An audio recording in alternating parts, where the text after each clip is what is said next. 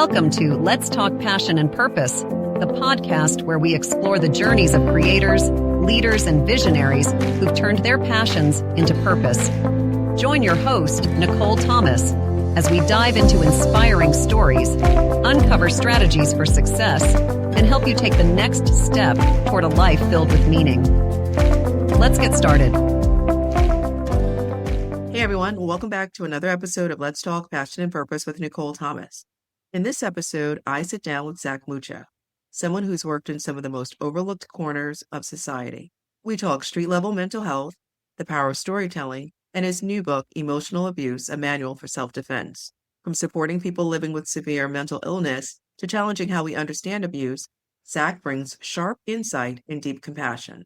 Zak Mucha is a psychoanalyst and president of the Chicago Center for Psychoanalysis, as well as the board member of the Legislative Drafting Institute for Child Protection. He spent 7 years working as a supervisor of an Assertive Community Treatment ACT program, providing 24/7 services to persons suffering from severe psychosis, substance abuse issues, and homelessness. He's the author of Emotional Abuse, A Manual for Self-Defense, and Swimming to the Horizon, Crack Psychosis, and Street Corner Social Work, as well as 2 collections of poetry.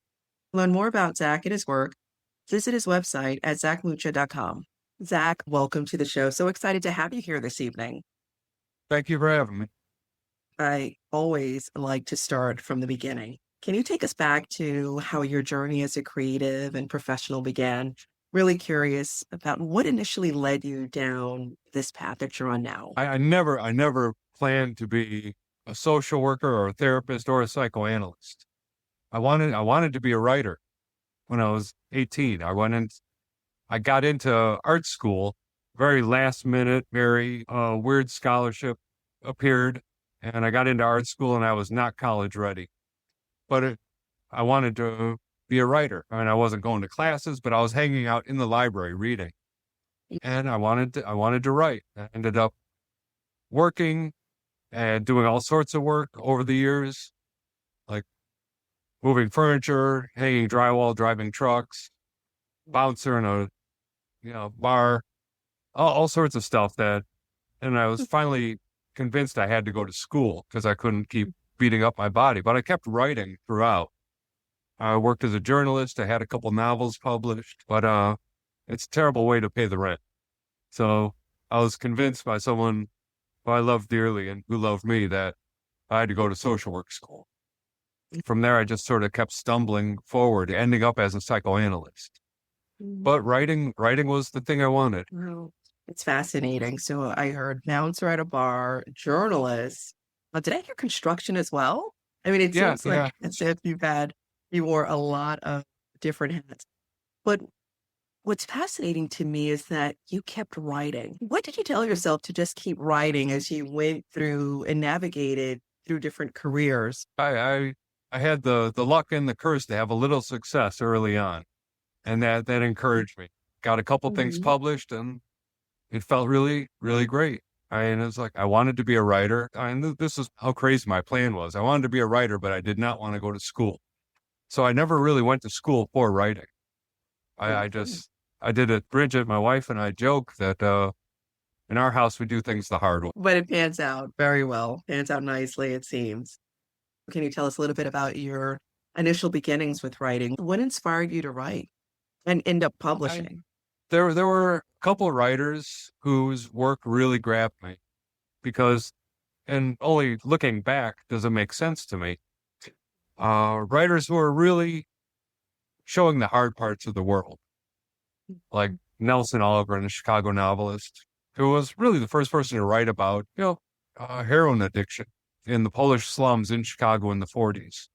He and Richard Wright, they were like on parallel tracks, showing what the world was really like. And I loved that writing. There was a crime writer named Jack Olson, and he was like one of the best of the old school journalists. He did, he was a true crime writer when true crime was, a respectable type of writing. He did the legwork. He would go out and interview 200 people for a book. And the person I got very lucky to meet was Andrew Vax, who became a huge part of my life over the years.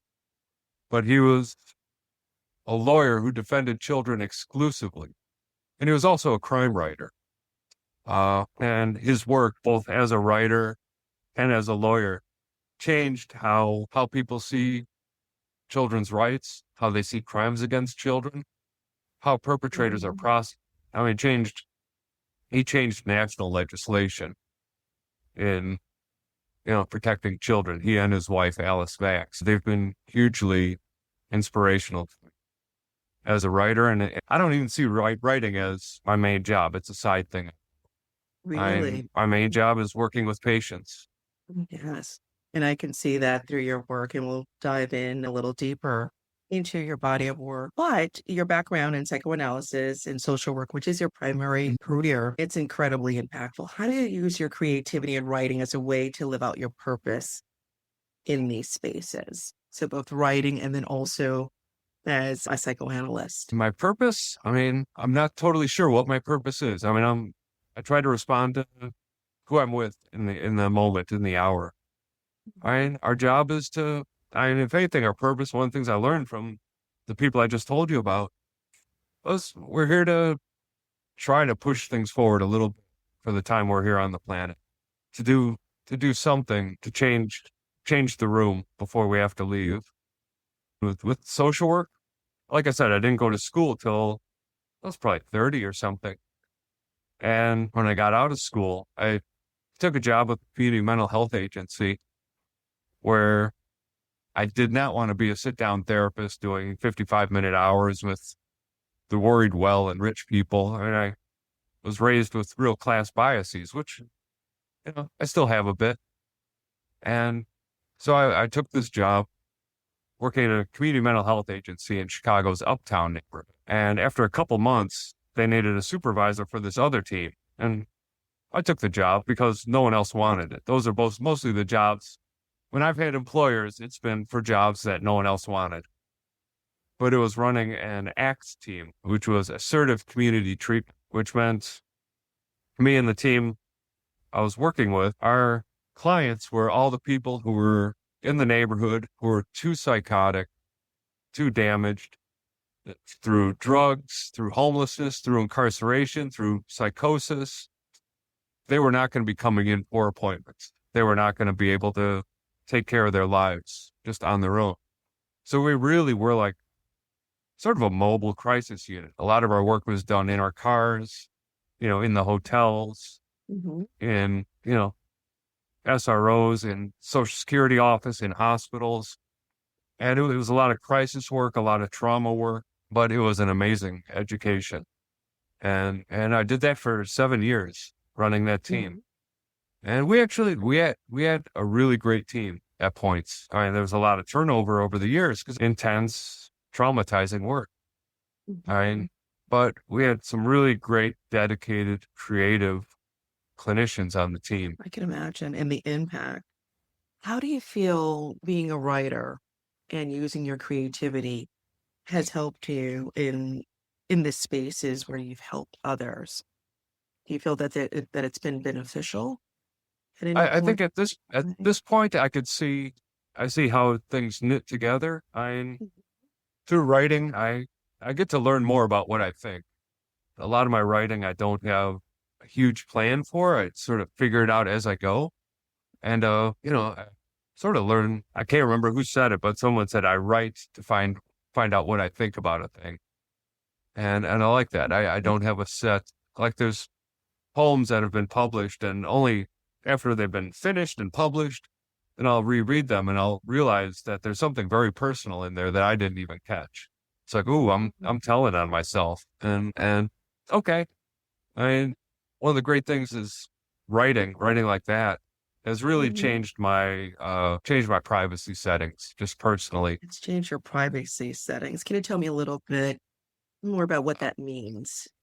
I mean, I'm a little more open with myself, and poetry itself was a result of my own psychoanalysis. I mean, to be a psychoanalyst, you have to go through your own psychoanalysis. You have to lay on the couch X amount of days a week for however many years.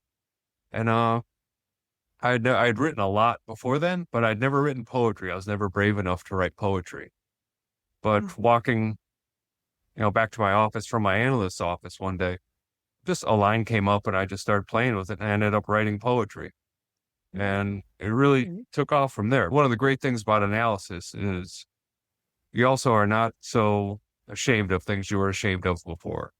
There's this freedom that happens just within your own mind, hopefully. And who you are becomes a bigger thing. And I think, writing can do the same thing. That's powerful, Zak. Everything you mentioned, the power of writing, reflecting and understanding, getting it on paper, and there's this vulnerability. It's a very vulnerable thing to write, to paint, doing this very personal thing, and then showing it to the world. We're putting ourselves out there for some horrible responses. There's a quote from Lewis Mumford where he says, and I'm paraphrasing it, the artist is trying to tell his secrets while also protecting them. So we're sort of, disguising our own selves a little bit, but putting ourselves out into the world very, very intimately. The quote resonates with me. It does. We do tell on ourselves. I remember writing a poem and my friend asked me, is that about you? Is that how you feel? I said, no, absolutely not. And then when I reread it, I said, maybe in that moment, it captured a lot of my emotions at that time. So we do tell on ourselves, whether we believe it or not, or whether we understand it or whether we are aware of it. And just touching on poetry. So you do have a poetry book, The Ambulatorium. So your body of poetic work, which feels more internal, reflective, almost meditative. How does writing poetry and consuming it align with your work as a psychoanalyst?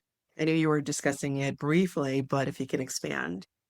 I think it very much does, because both poetry and psychoanalysis are very different ways of thinking that the rest of the world demands we think. The world tells us we have to be logical and orderly and be productive and do all these things. And poetry and psychoanalysis, it's really, we don't know what the outcome is going to be. We are not usually working toward a specific point. Like a good therapy session should be like a poem or like an essay, where we don't really know where it's going. We don't really have a plan at the beginning, but at the end, we sort of can double back and sort of dovetails back into where we started. And we see how all these things are connected that we talked about, because one of the ideas in psychoanalysis is we're not supposed to have a plan when we walk into the office. We're supposed to sit down and say what comes to mind and see what comes of it, which is a very scary thing. But it's very much about, it's about learning about ourselves, both poetry and psychoanalysis, and learning about the world and humans. And even the title of the book, The Ambulatorium. The Ambulatorium was one of 2 free clinics for the working class and the working poor in Europe for psychoanalysis, when psychoanalysis was brand new. And it started off as a very radical field. They wanted this to be available for everyone. And of course, the Ambulatorium and the other one, the Nazis destroyed it because they did not want people to have such things. And we're there again. But, over the years, as analysis came to America, it got very medicalized and professionalized and elitist. And, I know there's people in Chicago who we are working to change that, because, it's about our own minds and understanding ourselves, which I think helps with the creative process. It's one of the amazing things I see with patients is people becoming creative and finding a form or a field that they want to create in. That's not a part of, it's not a part of their work day. It's not, it's not someone saying, I want to be a famous actor. It's saying, there's something I want to say and I don't know how to say it. And so people end up finding a strain of creativity in them that was not there, which is a pretty amazing thing. And I think people are a lot more creative than they allow themselves to be. And it is something that's also hammered out of us from childhood on. Do you believe that? Do you have any advice for someone who is interested in getting to know themselves, better understand themselves before they begin psychotherapy? Are there ways to tap into your creativity that you found are very successful? And I think if we could tell ourselves, all right, there's really no rules. I'm talking about personal rules, about the rules about who I am and who people have told me to be. Because usually those are the rules we imagine. It's like, no, I can't be a writer because I grew up, I didn't know any writers. No No one told me how to do this. No one's really encouraged me to do it. I don't know. I think if we could convince ourselves, one of the most crippling phrases I hear from so many people, not just in therapy, but just in the world, is, what am I supposed to do? How am I supposed to do this? Because that supposed to really references like this outside authority that, somehow knows the rules for our life. It takes a lot of work to realize that supposed to is imaginary.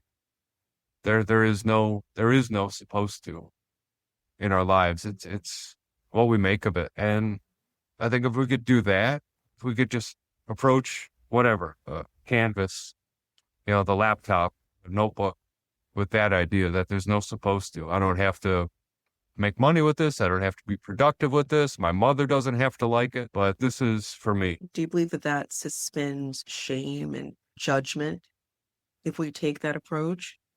Sure. It allows us to be more vulnerable with our work? Yeah, no, I think you're exactly right. The supposed to, if I follow the supposed to, I won't be ashamed. I won't feel that shame of someone's judging eyes on me. Which is, what shame is brutal. I mean, the difference between shame and guilt. I mean, guilt is, I did something bad. Like if me and you were in the same city and we, robbed a 7-Eleven, right? The judge would find us guilty of robbery, but guilty of that thing. I mean, we're just criminals in that way. We're still artists. But shame is not that I did a bad thing. It's that I am a bad thing. I am just no good because of these imaginary rules. That's powerful. So powerful, Lord. Let's talk about your book, Swimming to the Horizon, Crack, Psychosis, and Street Corner Social Work. It's such an evocative and unflinching look at the realities of psychosis and addiction and the human spirit. What was the impetus behind writing this particular book? And what did the process teach you? Well, the book is about when I was running that ACT team. It was all that, intense work. What I really wanted was, I wanted this to be really a general readership book. I wanted young people who were considering being in social work or the mental health field. I wanted an explanation of this end of the field, because it's a very, specific and tiny end of the field. I walked into it, I didn't know anything. I didn't know how to do this. There were no supervisors for me. There were no books on how to work in the street with severely psychotic, drug-using people. And we had to figure out everything as we went along. And I wanted to create some sort of guide. It's definitely not a how-to. It's more like how it was, because we made tons and tons of mistakes. But I wanted to first show that this is valuable work. I think it's the most valuable work, because these are people who've been failed, or our clients back then were people who've been failed by every system there is in this country. The mental health system, the family system, the government, and everything. And the people we were working with, they had no supports in the world anymore. Their families were gone. We were really the last stop before they were just institutionalized, either in hospitals or jails. And the people who usually get sent to do this work in community mental health agencies are the greenest, the most untrained, fresh out of school, underpaid, under-resourced, no support, and which is terribly wrong. We're working with the most damaged, most needy people, and they have the least qualified clinicians are just thrown into that, which says a lot about what our system thinks of this crowd of clients, that they're disposable, and they're not. There were really amazing relationships with these patients, and they were not easy ones. There was a lot of chaos, some violence, but these are, when I was training the team, one thing, said every patient wants the same thing. They want to feel safe and they want to be heard. And we were their connection to keep them connected to the world, because psychosis is very scary. It's scary to be in a room or in your car with someone who's having severe symptoms right in the moment. the work that you're doing is impactful. It's needed. When you were writing Swimming to the Horizon, is there a story, a specific case in mind? Oh, totally. A lot of the book it wasn't a lot about this one person, but he's really stuck with me because I really loved him, and he was infuriating, and he was, contrary and violent, but and very psychotic. And the only way he would work with us, and I'll keep it short, he would work with me. Part of this sort of created delusion he had was he was Steven Seagal and I was Bruce Willis. And we were running around the neighborhood in my car, which was our cop car. And, this wasn't fantasy. This was the only way he could tolerate his life. And this, sort of creation. But, the idea was that, we had to give up a lot of our reality. We couldn't just be shaking our fingers at people, say, no, you're psychotic. You have to admit you're psychotic and you have to take these meds. It's like, no, our job is to create a relationship with this person. I mean, when I first got him, my job was to convince people to work with us. So I would go to the hospitals. They would call me and say, we have this guy, he's going to be discharged on Tuesday. And my job was to convince them to work with us, which usually meant I had to convince them that we could help you get your Social Security check running again. We could help you get a place to sleep, all this stuff. And I did with this guy. But through the intake interview, which, I was pretty good at, but he just screamed. He screamed at me through the whole interview. Just saying, I'm all this hyper masculine stuff about who he was. He was JFK. He was Dick Butkus. He was all this, tough guy stuff. And at one point in it, he's screaming, I'm Steven Seagal, you're Bruce Willis. Remember when I kicked you that gun when they kidnapped your daughter? And finally I just said, do you want to get out of here or not? He said, yeah, okay. Then he went back to screaming. And okay, I get him out of the hospital. A couple of days later, we go to a hotel. I check him in. All sorts of rigmarole because he was pretty wild. And I gave the hotel gave them my business card, said I'm on call 24/7, which we were. Said any problems, let me know, but it should be fine. And set him up. I was going to meet him at 8 a.m. the next morning. And that night, the hotel calls, says, your friend got beat up really bad. And he did. He would go out into the street and start yelling at people, and some guys beat him up. So he's at the hospital, and I could hear him in the ER just screaming. He's Dr. House, though. He's screaming bogus medical orders at everyone. And, I had a good relationship with a lot of hospitals up on the north side, but this one, not really. Most of them would just let me up into the psych units whenever I wanted. But this one, he went up to the psych unit, of course. But, due to HIPAA, which is righteous, they're not going to tell me who's on the unit. They're denying he's there. And I'm saying, I know he's there, right? They're like, nope, we don't have his signed release. Okay. So after a couple of days, I'm like, well, I'm not going to let this guy get discharged back to homelessness. I'm not going to lose a client. So I go to the hospital, and they haven't been answering my phone calls, returning my calls. I get up to the unit, sneak up to the psych unit, ring the doorbell. Someone comes out to Sallyport, a young woman. She's like, can I help you? It's not visiting hours or anything. I said, yeah, I'm Bruce Willis. She goes, oh my God, this guy's been saying Bruce Willis is going to come get him. I said, yeah. So that was how I was able to prove that I was with him. And we got him out and started again. But he was with us for many years.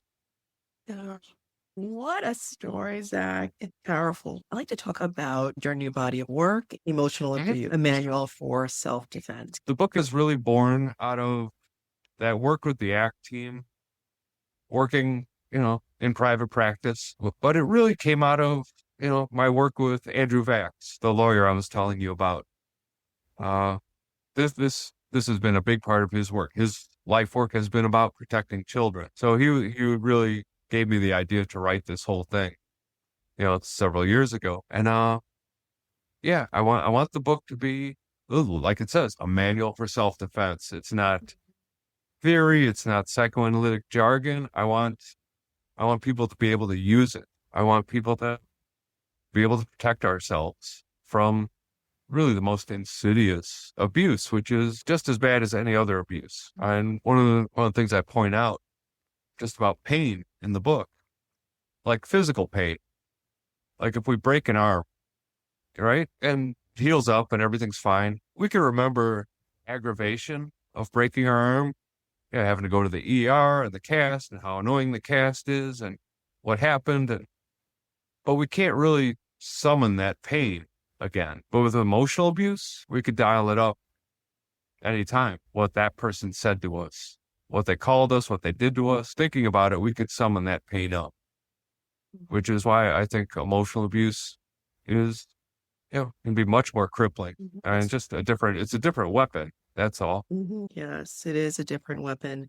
You mentioned that you can dial up the pain, right? Yeah. How do you move forward? That's the key.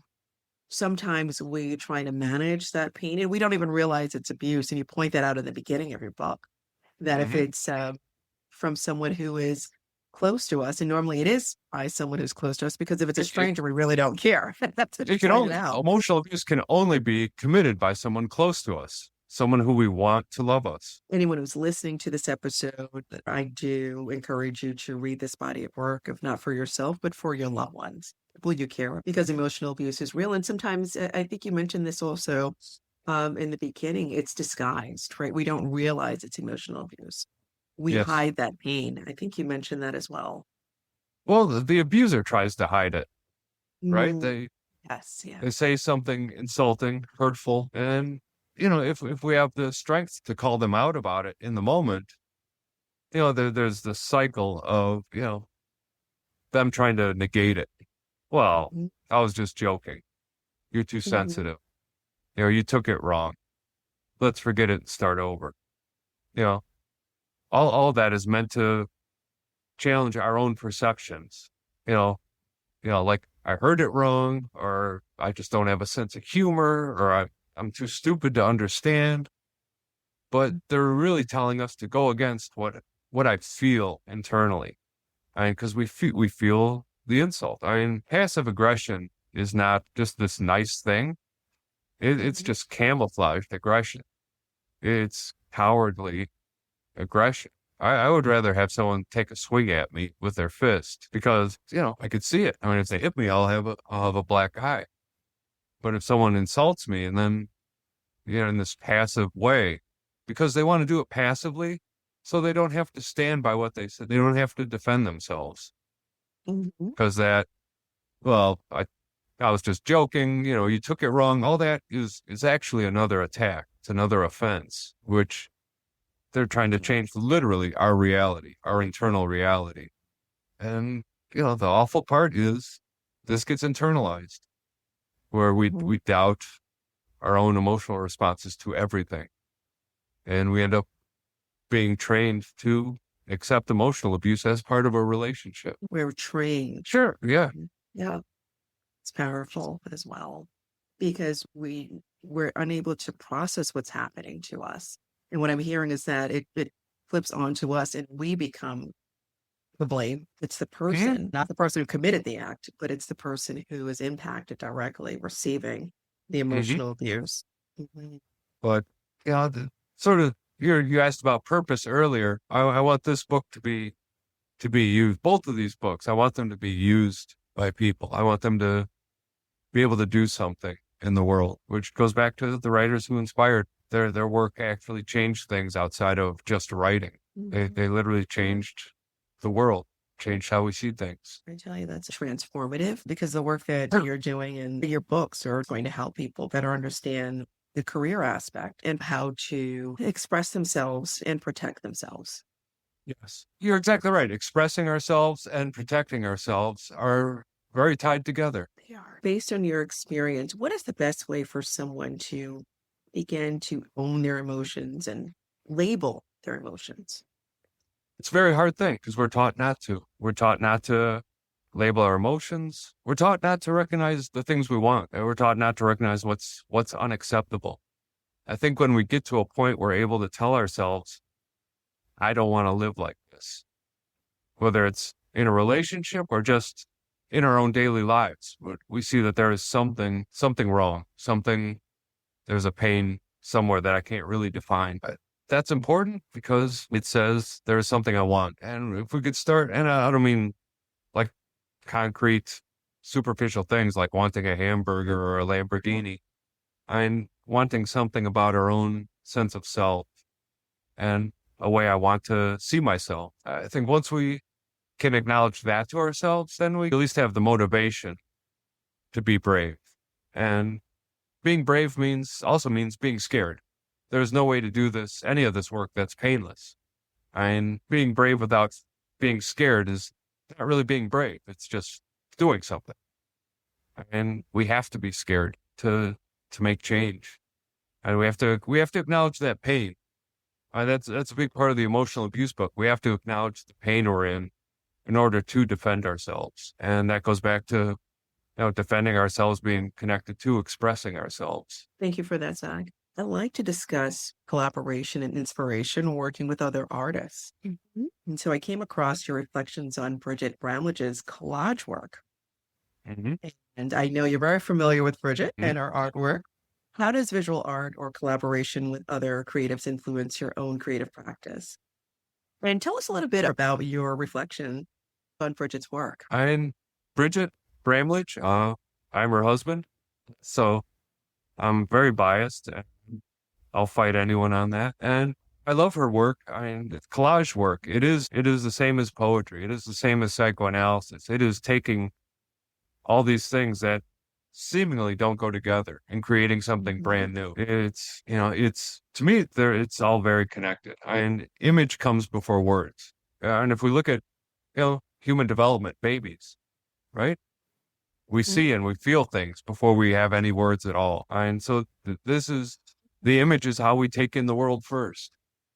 And, so visual art is very, very important to me as a part of writing. It's always been very inspirational to me. And, Bridget and I, we flirt with the idea of doing a book together with her collages and my writing. We'll see. There are nights we can't cook a meal together. So we'll see what a book is like. I'm sure that if you're able to make time, you'll come up with a great body of work. Oh, just with babies. We're talking about, as we were saying earlier, how we are trained, we are taught. There was an experiment. It's called the still face experiment. I don't know if you're familiar with it. No. It was the first time I saw it, I was so angry. It was awful to watch. It was an old black and white film. It was a baby, like in a bassinet, on the table with mom, the baby's mom. And the first film clip, there's a camera on the baby, camera on the mom, and a camera on both of them. And they're having a baby talk conversation. The baby is pre-verbal, tiny. But you could see the feeling going back and forth. The baby coos and giggles, mom coos and giggles, baby says 5 syllables, mom says 6, baby says 6, mom says 5, baby says 5, but you could see the feeling going back and forth. And it's like, all right, this is how empathy is created. The baby sees how I feel can be carried over to this person who my life depends on, and how she's feeling could be sent back to me, and I could feel it. It's how empathy is created. The next clip, same baby, same mom. And the baby coos and giggles, and the mom is stone-faced, hands at her side, is not responding to the baby. And you literally see the baby break eye contact and pull his hands in and takes a breath and tries again. No response from mom. And the baby keeps trying and no response at all from mom. But each time the baby tries, his voice is getting sharper. He's getting a little more panicked. It's even regressing, starting to drool. And in this, at the end, you can see the baby is grabbing his own hands and looking at them, and as if he's saying, "What am I doing wrong?" And this is really the germination point of anxiety. How do I get this person who my life depends on? And there's no words happening. It's all just felt sensations for the baby. How do I get them to respond? My life depends on them. I will do whatever it takes to get them to respond. This is also how we end up being very susceptible to emotional abuse. And we cannot do without this relation, and it was a terrible video to watch, but it was really, really important because most of us will say, this must be me. I must be doing something wrong because they're not responding. There's only a tiny, tiny percentage of us who, growing up, will take those messages and say, all right, this is how people are.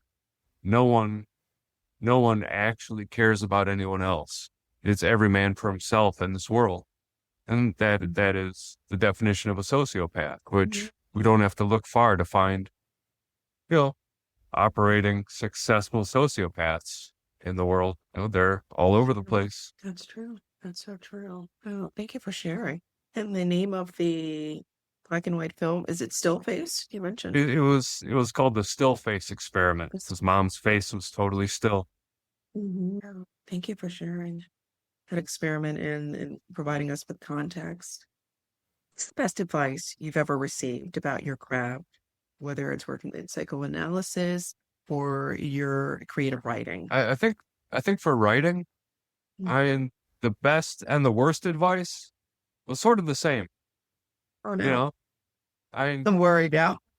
No, because it depends on who's saying it to you and how they're saying it. Because the advice is get a job.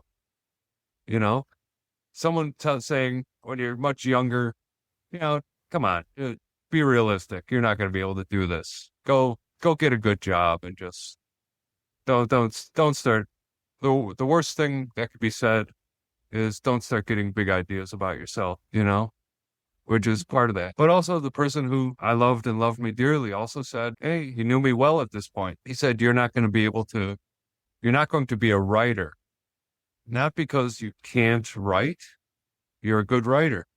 He said, you don't have the character to do all the networking and butt kissing you have to do to be a writer. He said, you're going to need to find a profession that will be fulfilling for you. You'll still be a writer. You're going to keep writing. So the same idea, get a job. It depends on how they're telling you. Or is someone telling you this to cut you down or to build you up to be more than just a writer? So the best and the worst advice, sort of the same. The best and the worst advice. Oh my, get a job. And to find something fulfilling. And I think that, that's important, right? The work that you do. Yeah. I feel very lucky that I have a day job. I really love that, because I have had years and years and years, I've had jobs I've hated, moving furniture, driving trucks, or whatever, and, it's a real bit of grace and luck that I stumbled this way. Yeah, that's wonderful. So with the emotional weight of your professional work, how do you personally recharge and stay grounded? Really, the creative work helps with that. Just the poetry, the idea that, all right, this is also very separate from all the responsibility and worry. And also, I had a very good analyst who helped me with all this. The people around me have been, the people I'm closest to have been nothing but stunningly supportive in this part of my life. Zak, what do you want your legacy to be? Hopefully people say he did good work while he was here. He helped some people. That would be lovely. Yeah, it's scary. And if you had a chance to speak with your younger self, what would you say to young Zak at this moment? I would have. Well, first, I don't know if young Zak would have listened to old Zak, because young Zak didn't listen to anybody. No. But I think I would have given myself a list of people who really, really don't listen to these people. I do not listen to these people list. Yeah. Zak, I want to say thank you for being on the show. I'm going to market this body of work because it's so important. I hope you'll be back on the show again. Anytime you want. I'd love to. Wonderful. Thank you again. Thank you for joining Let's Talk Passion and Purpose. I hope you're leaving inspired and ready to elevate your journey. Remember to subscribe, rate, and share if you enjoyed today's episode. Stay connected, follow your passion, live purposefully, and we'll see you next time.